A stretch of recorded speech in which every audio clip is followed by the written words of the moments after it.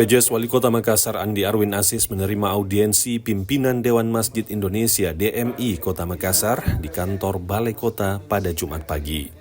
Dalam pertemuan ini, Arwin mengungkapkan harapannya agar seluruh masjid di Makassar menerapkan kebijakan bebas parkir dan melaksanakan azan serentak. Menurut Arwin, masjid sebagai tempat ibadah sepatutnya memberikan kenyamanan dan pelayanan yang maksimal bagi masyarakat.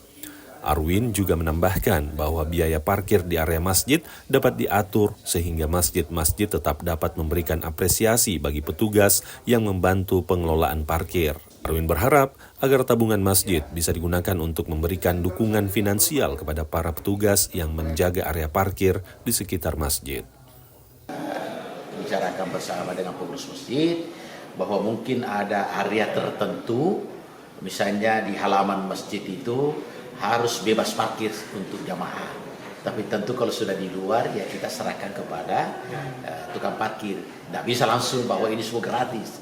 Tentu harus tetap kita ada tahapan-tahapan. Tapi khusus untuk area masjid, tentu saja seperti contoh di Masjid Raya, areanya kan cukup luas.